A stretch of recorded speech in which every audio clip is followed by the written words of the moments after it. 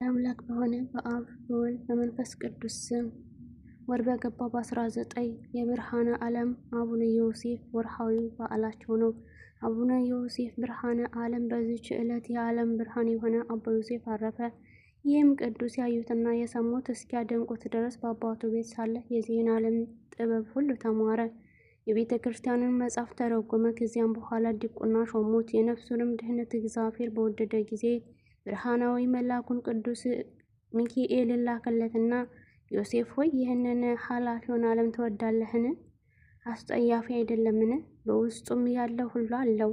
ከዚያም ጊዜ ጀምሮ እሱ የመረጠውን መንገድ ይመራው ዘንድ እግዚአብሔርን እየለመነ ጾምና ጸሎትን ጀመረ። ከወለቃ አውራጃ ስሙ አባ ዘካርያስ የሚባል ነበረ። እሱም ለዮሴፍ ዘመዱ የሆነ በጭልታም ዮሴፍን ወስዶ የምንኩስና ልብስ አለበሰው። ወደ ትግራይ ምድርም ወሰደና በዚያ ተግባረ እድ ለምንኩስና ስራ የሚገባ ጽሕፈትን ስፌትን ተማረ። ከዚያም በኋላ ወደ በረሃ ዱር ገብተው የእንጨት ፍሬ እየበሉ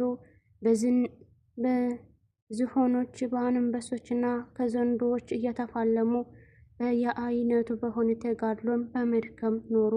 በጽድቃቸውም ኃይል ብዙ ታምራትን አደረጉ። አባ ናትናኤልም የጋለ ምችትን በመሃል እጁ ይዞ በመነኮሳቱ ፊት ዞረ።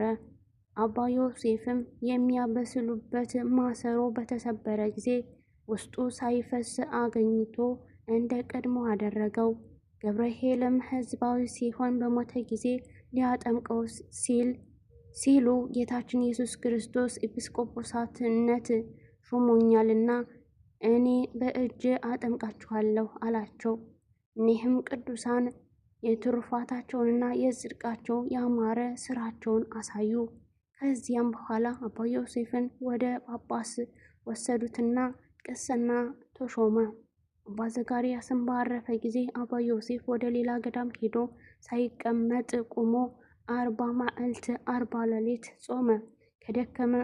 ከድካሙም ጽናትም በወደቀ ጊዜ ቅዱስ ሚካኤል መጥቶ አነሳው። ሁለተኛም ከገደል አፋፍ እጁን ዘርግቶ ሳይሰበስብ 40 ቀን 40 ሌሊት ቆመ። ሰይጣንም መጥቶ ወደ ቆላ ወረወረው። የመላእክት አለቃም ቅዱስ ሚካኤል ተቀብሎ ወደ ቆመበት መለሰው። ደግሞም ከድንጋይ ዋሻ ውስጥ ገብቶ 40 ቀን 40 ሌሊት ያለ መብልና ያለ መጠጥ ኖረ። ሰይጣናትም ወደ እሱ እየመጡ በየራሳቸው ምትሃት በማሳየት ያስፈራሩት ነበረ። መላእክትም ያበረታቱትና ያጽናኑትና ላው በአፍንጫው እስቲፈስ ድረስ በእየእልፍ እልፍ እየሰገደ ኖረ። ከዚያም የትግራይን አውራጃዎች ሁሉ ዞረ። ወደ ሰሜንም ምድር ተሻግሮ ከያሬድ መቃብር ገባ። በደጃፉም ላይ ተቀርጾ አግኝቶ አንቀጸ ብርሃንን ተማረ። ሲመለስም ሽፍቶቹ አግኝተውት በድንጋይ ወገሩት፣ በበትርም ደበደቡት፣ በጦርም ወጉት፣ ጥለውትም ሄዱ። አምላክን የወለደች እመቤታችን ቅድስት ድንግል ማርያምም ወደ እርሱ መጥታ አዳነችው።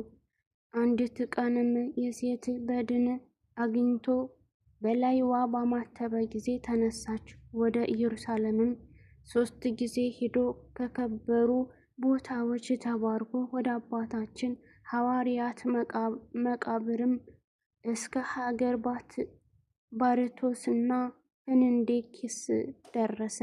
ውሃውም ከሞላበት ወንዝ በሚደርስ ጊዜ በላዩ አማትቦ እንደ የብስ በእግሩ እየረገጠ ይሻገረዋል። አንበሶችና ነብሮችም የሚከታተሉት ምግብ በአመጡ ጊዜም ድንጋዩን ባርኮ ስጋ አድርጎ ይሰጣቸዋል። ከዚያም በኋላ ወደ አባታችን ተክለ ሃይማኖት ገዳም ደብረ ሊባኖስ ሄደ። ከአባ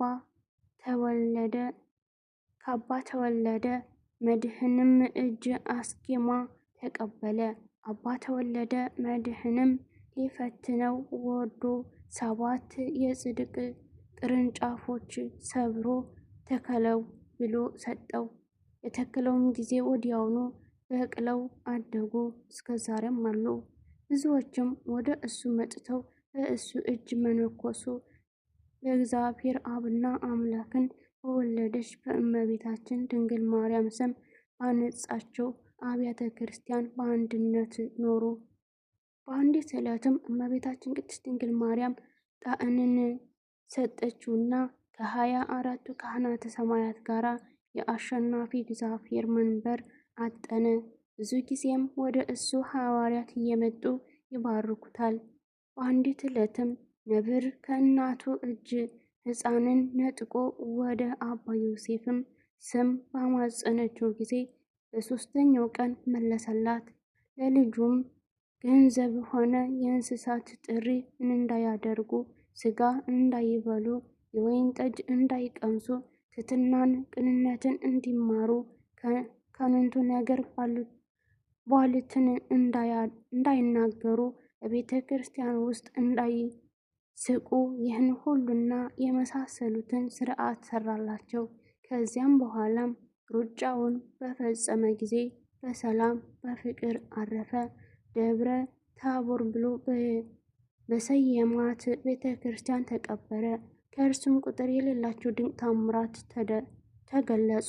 ለእግዚአብሔር ምስጋና ይሁን። እኛንም በዚህ ጻድቅ ጸሎት የማረን፣ በረከቱም ከእኛ ጋር ትኑር ለዘለዓለሙ አሜን። ቅዱስ ገብርኤል ማነው? ገብርኤል ማለት እግዚእ ወገብር የእግዚአብሔር አገልጋይ ማለት ነው። ፍጥረታት መፈጠር በጀመረበት በዕለተ እሑድ እግዚአብሔር መላእክትን ከፈጠራቸው በኋላ ተሰወራቸው። መላእክትም መኑ ፈጠረን ማን ፈጠረን ሲሉ ዲያብሎስ እኔ ፈጠርኳችሁ ብሎ መላእክትን በተረበሹ ጊዜ የፈጠረን አምላካችን እስክናውቀው በያለንበት ጸንተን እንቁም ብሎ ያረጋጋቸው መልአክ ነው። በዚያንም ምክንያት ጌታ በእንተዝ ይደልው ከመ ይጽረ ሄናሃ ለማርያም እንዲል ስጋዊውን ለድንግል እንዲያበስር አድርጎታል። ይህም ቅዱስ ገብርኤል ነው። ሳጥናኤል ሥላሴን በካደ ጊዜ መላእክትን በቃሉ ያጽናናቸው ይህ ገብርኤል ነው። ከሰባቱ ሊቃነ መላእክት አንዱና በእግዚአብሔር ፊት የሚቆም ይህ ገብርኤል ነው። በጨለማና በሞት ጥላ ውስጥ ለሚኖሩት ብርሃን ይገለጽና የሰበከ ይህ ቅዱስ ገብርኤል ነው። የነቢያትን ትንቢት የፈጸመ የክርስቶስ ልደት ለድንግል ያበሰረ ቅዱስ ገብርኤል ነው። ዳንኤል ከአናብስት ያዳነው ይህ ቅዱስ ገብርኤል ነው። ሰለስቱ ደቂቅን ከእቶን እሳት ያዳናቸው ይህ ቅዱስ ገብርኤል ነው። ወደ ዘካርያስ የተላከ የዮሐንስ ልደት ያበሰረ ይህ ቅዱስ ገብርኤል ነው። ወደ ዮሴፍ ወደ ኒቆዲሞስ የተላከ ቅዱስ ገብርኤል ነው። ቂርቆስንና እናቱን ኢየሉጣን ከእቶነ እሳት ያዳናቸው የቅዱስ ገብርኤል ነው። ሰብአ ሰገል በኮከብ ምክንያት የመራቸው ይህ ቅዱስ ገብርኤል ነው። ድንግል ማርያምና ሕፃኑን ክርስቶስን በምድር በዳ በስደታቸው የመራ ይህ ቅዱስ ገብርኤል ነው። የብርሃን ራስ ወርቅ የተቀዳጀ ቅዱስ ገብርኤል ነው። የአሸናፊና የኃይል መልአክ ቅዱስ ገብርኤል ነው። ነበልባላዊ ጸፊ ሰማይ ቅዱስ ገብርኤል ነው። የመልአኩ ጥበቃና ረድኤት አይለየን፣ አሜን። ቅዱስ ሐዲስ ጊዮርጊስ ሰማዕት። በዚችም ቀን ሐዲስ ጊዮርጊስ ሰማዕት ሆነ። የዚህም ቅዱስ የአባቱ ስም መዛሕዝም ነው። ትርጓሜውን ድንገተኛ ማለት ነው። እሱም እስላም ነበረ። ከግብፅ ደቡብ ድምራ ከሚባል ሀገር ክርስቲያን ሴት አግብቶ ከእርሷም 3 ልጆችን ወለደ። ከ3ቱም አንዱ ይህ ቅዱስ ነው። ከእናቱ ጋር ወደ ቤተ ክርስቲያን ይሄድ ነበረ። ቅዱስ ቁርባንንም ይቀበል ዘንድ እናቱን ለመናት። እሷም ማንም የክርስትናን ጥምቀት ሳይጠመቅና ንጹሕ ሳይሆን ቁርባን ሊቀበል አይችልም አለችው። ከዚህ በኋላ የተረፈ መስዋዕቱን ሰጠችው። በጎረሳት ጊዜም ጣዕሙ በአፉ ውስጥ እንደ ማር ሆነ። የዚች የጉርሻ ጣዕም በአፌ ውስጥ እንደዚህ የሆነ የዋናው የቁርባኑ ኅብዝ ጣዕም ምን ያህል ይሆን ብሎ በልቡ አሰበ። ከዚያም ጊዜ ጀምሮ ክርስቲያን ይሆን ዘንድ ወደደ። ባደገም ጊዜ ክርስቲያን ሴት አገባ። ክርስቲያን ይሆን ዘንድ መፈለጉንም ነገራት። እሷም ወደ ሌላ ሀገር ሄዶ የክርስትናን ጥምቀት እንዲጠመቅ መከረችው። እሱም ወደ ሌላ ሀገር ሄዶ ተጠመቀ። ስሙንም ለውጦ ጊዮርጊስ ተባለ። እስላሞቹም ባዩት ጊዜ ይዘው ታላቅ ስቃይን አሰቃዩት። ከዚያም አምልጦ ላፍጥ ወደሚባል ሀገር ሸሸ። በዚያም 3 ዓመት ኖረ። ወሬውም በተገለጠ ጊዜ ቀጡር ወደሚባል ሀገር ሄዶ የልዳው ሰማዕት የቅዱስ ጊዮርጊስን ቤተክርስቲያን እያገለገለ ኖረ። ከዚያም በኋላ ወደ ሀገሩ ድምራ ተመለሰ። እስላሞቹም ስሙ ይዘው ለመኮንኑ ሰጡት። የመኮንኑ ሚስት ክርስቲያን ነበረች። ለመኮንኑም አሰቃየው አለችው። መኮንኑም አስሮ በወይን ቤት ዘጋበት። እስላሞቹም ተሰብስበው የወይን ቤቱን ደጁን ሰብረው ታላቅ ግርፋት ገረፉት። አካላቱንም ቆራርጠው በህዋሳቱና በሞት መካከል ጣሉት። ሲነጋም ክርስቲያኖች የሞተ መስሏቸውና ሊቀብሩት መጡ። ነገር ግን በህይወት አገኙት። ከዚያም በኋላ እስላሞች ተሰብስበው ከዚህ ምክርህ ካልተመለስክ እኛ ጽኑ ስቃይ እናሰቃይሃለን፣ እንገልህማለን አሉት። የመዛህዝም ልጅ የከበረ ጊዮርጊስም ሰማይንና ምድርን የፈጠረ የሕያው እግዚአብሔር ልጅ ኢየሱስ ክርስቶስን አልክደውም፣ የፈለጋችሁትን አድርጉ አላቸው። እጅግም ተቆጡ። በመርከብም ምሰሶ ላይም ሰቅለው ታላቅ ስቃይን አሰቃዩት። መኮንኑም ከስቅላት አውርደው በእስር ቤት እንዲያስሩት አዘዘ። እንዲሁም አደረጉ። ሚስቱም ታጽናናውና እንዲታገስ ታደርገው ነበረ። ሰይጣንም እንዳያስተውና የደከመበትን ዋጋ እንዳያሳጣ በልቡ ወደ ክርስቶስ ያስብ ዘንድ ትመክረው ነበረ። ከዚያም በኋላ የእግዚአብሔር መልአክ ተገለጸለትና አረጋጋው፣ አበረታተውም። ከሰማዕታትም ጋራ እንደ ተቆጠረ በማግስቱም ራሱን በሰይፍ እንደሚቆርጡት ነገረው። በነጋም ጊዜ እስላሞች ወደ መኮንኑ ተሰብስበው ጊዮርጊስን ይሰጣቸው ዘንድ ፈለጉ። መኮንኑም የወደዱትን ያደርጉበት ዘንድ እንዲሰጣቸው አዘዘ። ከዚያም በኋላ ከእስር ቤት አወጡት። ድምራ በምትባል ሀገር በከበረ የመላእክት አለቃ በቅዱስ ጊዮርጊስ ቤተ ክርስቲያን ራሱን በሰይፍ ቆረጡ። የሰማዕትነትን አክሊል በመንግስተ ሰማያት ተቀበለ። ከዚህም በኋላ በዚያች ቀንና በዚያች ሌሊት በስጋው ላይ እሳትን አነደዱ። እሳቱም በላዩ እየነደደ ምንም አልነካውም። ወስደውም በገበያ ውስጥ ጣሉት። ከዚያም አንስተው በባህር ውስጥ ጣሉት። በእግዚአብሔርም ፍቃድ ወደ ደሴቱ ወደብ ዳር ደረሰ። እናቱም ጠብቀው ነበርና ወስዳ ገነዘችው። ለጥቂት ወራትም በቤቷ ውስጥ ሸሸገችው። ከዚያም በኋላ ውብ የሆነች ቤተ ክርስቲያን ሰሩለት። ስጋውንም በውስጧ አኖሩ። ከእርሱም ታላላቅ ብዙዎች ድንቆችና ታምራት ተገለጡ። ለእግዚአብሔር ምስጋና ይሁን። እኛንም በጸሎት ይማረን፣ በረከቱ ከኛ ጋር ትኑር ለዘላለሙ። አባ ብሶይ አኖብ ደግሞኛም በዚች ዕለት ሰማዕት በመሆን አባ ብሶይ አኖብ አረፈ። ትርጓሜው የጠራ ወርቅ ማለት ነው። ይህም ቅዱስ ከድምያጥ አውራጃ ስሟ ባኖስ ከሚባል ሀገር ከአቅራብ መኮንን ከቆጵሪያኖስ ጭፈሮች ውስጥ ከከተማዋ ታላላቅ ሰዎች ልጆች ወገን ነው። በዚህ ቅዱስ በመኮንኑ ዘንድ ነገር ሰሩበት። ቅዱሱም ክብር ይግባውና በጌታችን በኢየሱስ ክርስቶስ ስም ፊቱ ታመነ። ወደ እንዲናውም ወሰዱት። በመኮንኑም አኖሪዎስም ፊት ቆሞ በጌታችን ታመነ። አኖሪዎስም በእርሱ ላይ ተቆጣ። ለአማልክትም ሰዋለው፣ አልታዘዝም፣ ስቃዩንም አልፈራም። መኮንኑም ወስዶ ጽኑ ስቃይ አሰቃየው። ከዚያም ራሱን በሰይፍ እንዲቆርጡ ታዘዘ። ወደሚገሉበትም ቦታም ሊወስዱት አወጡት። ብዙ ሕዝብም ይከተሉት ነበረ። እነሆ ከዚያም የአርያኖስ መኮንን አንበሶች ነበሩ። የሚጠብቃቸውም ሰው ነበረ። እርሱም በብረት ሰንሰለት ታስረው ነበረ። ከእርሱም አንዱ አንበሳ የብረት ሰንሰለቱን በጥሶ ሩጦ ወደ ቅዱሱ ደረሰ። የእግዚአብሔርንም መላእክት ቅዱሱን በአንበሳው ጀርባ ላይ አወጣና አይነ ፀሐይ ወደሚባል ሀገር እስከሚያደርሰው በረረበት። ቅዱሱ ግን ዓይኑን ሸፍኖ ስለነበረ ወዴት እንዳለ አላወቀም። በዚያም ራሱን በሰይፍ ቆረጡት። የሰማዕትነት አክሊልንም በመንግሥተ ሰማያት ተቀበለ። ለእግዚአብሔር ምስጋና ይሁን፣ እኛንም በጸሎቱ ይማረን፣ በረከቱም ከእኛ ጋር ትኑር ለዘላለሙ አሜን። ቅዱሳን አርሶፊንስ፣ ጴጥሮስ፣ እስኪሪዮን፣ አርጌኒዮስና ቢልፍዮስ። ለዚችም ቀን 5 ጭፍሮች በሰማዕትነት ሞቱ። እኒህ አርሶፊኒስ፣ ጴጥሮስ፣ እስኪሪዮን፣ አርጌኒዮስና ቢልፍዮስ በዲዮስጲሊዮስም ቅጥር ውስጥ ይኖሩ ነበር። መኮንኑም ለጣዖታት እንዲሰዉ ባስገደዳቸው ጊዜ እኛስ የንጉሳችን ኢየሱስ ክርስቶስ ትእዛዝን ፈጽማለን፣ ለእሱም እንሰዋለን አሉት። መኮንኑም ሰምቶ ተቆጣ። በአንድ ቤት ውስጥም እንዲዘጉባቸው እስከ 2 ቀን እህል ውሃ እንዳይሰጧቸው አዘዘ። ከዚያም በኋላ እንዲያመጧቸው አዘዘ። በፊቱም በቆሙ ጊዜ ለአማልክት ሰዋ አላቸው። እነሱም በአንድ ቃል እኛ ስለ ፈጣሪያችን ለኢየሱስ ክርስቶስ እንሰዋለን፣ ለረከሰ አጋንንት ግን አንሰዋም አሉት። አንገታቸውንም አስረው ወደ ሌላ ሀገር የወስዷቸው ዘንድ አዘዘ።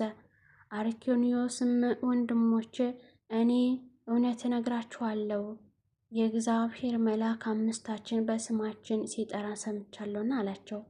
ዳክስ ወደሚባል መኮንን ባደረሷቸው ጊዜ መኮንኑ አስቀድሞ ቅዱስ አርሶፊንስን ወስዶ ለአማልክት ሰዋ አለው። እምቢ ባለውም ጊዜ በፈረስ ጅራት ላይ አስረው በከተማ ውስጥ እንዲጎትቱትና እንዲያዞሩት አዘዘ። በመለሱትም ጊዜ በውሽባ ቤት ማንደጃ ውስጥ ፊቱን እንዲያጠወልጉት አዘዘ። ሁለተኛም እስከሚጨነቅ ድረስ በሰረገላ ውስጥ አስረው ቁልቁል ሰቀሉት። ሃይማኖትንም ጠብቆ ክብር ይግባውና በጌታችን ነፍሱን ሰጠ። ሁለተኛም ቅዱስ ጴጥሮስን አቀረቡት። ዳክሮስም ለአማልክት ሰዋ አለው። ትእዛዙንም ባልተቀበለ ጊዜ እንዲያሰቃዩትና እንጨት ተክለው ዘቅዝቀው እንዲሰቅሉት አዘዘ። ሁለተኛ ምድሩን ቆፍረው ከትከሻው በታች ቀብረው በቁልቦችን በላዩ እንዲነዱበት አዘዘ። ይህንንም በእግዚአብሔር እርዳታ ታግሶ ከጉድጓድ ባወጡት ጊዜ ከስቃዩ ብዛት የተነሳ ስጋው ጠወለገ፣ መናገርም ተሳነው። በግንድም ውስጥም አስረው ጣሉት። ከዚያም በኋላ ቅዱስ አርጌዎስን አቀረቡት። ዳክስም ለአማልክት ሰዋ አለው። እምቢ ባለው ጊዜም እስከሚገሉት ድረስ ያሰቃዩት ዘንድ አዘዘ። ያለ መብልና ያለ መጠጥ በተባሰ ግንድ ውስጥ አስረው ዘቅዝቀው ሰቀሉት። ዳግመኛም ቅዱስ እስኪሪዮንን አቀረቡት። ዳክስም ለራስህ እዘን፣ በክፉ አሟሟትም እንዳትሞት ለአማልክት ሰዋ አለው። እምቢም ባለው ጊዜ እንዲያሰቃዩት፣ እንዲሰቅሉትና ስጋውን እንዲሰነጣጥቁ ታዘዘ። ወታደሮችም በተረከቡትና በጽኑ ስቃይ አሰቃዩት። በትዕግስቱም ባሸነፋቸው ጊዜ ለመኮንኑ ነገሩት። በረሃብና በጽም ይሞት ዘንድ በግንድ ውስጥ አስረው በባዶ ቤት እንዲዘጉበት አዘዘ። እንዲሁም አደረጉበት። ዳግመኛም ዲያቆን ቅዱስ ቢልፍዮስን አቀረቡ። መኮንኑም ዳክስም እንዳትሞት ለአማልክት ሰዋ አለው። ባልሰማውም ጊዜ እስከሚገሉት ድረስ እንዲያሰቃዩ ታዘዘ። ስጋውንም ሰነጣጥቀው በከተማው አደባባይ ይጎትቱት፣ እንጨት ተክለውም ቁልቁል ሰቀሉት። በአንገቱም ከባድ ድንጋይ አንጠለጠሉ። ሃይማኖቱም ባልተናወጸ ጊዜ በረሃብና በጽም እንዲሞት በግድ ውስጥ አስረው በላዩ መዝጊያ ሰርተው ዘጉበት። በየዕለቱም ወንድሞች ምዕመናን ከውጭ የሆነ የጎበኙት ነበረ። ባሄን የተባለ የሰኔ ወር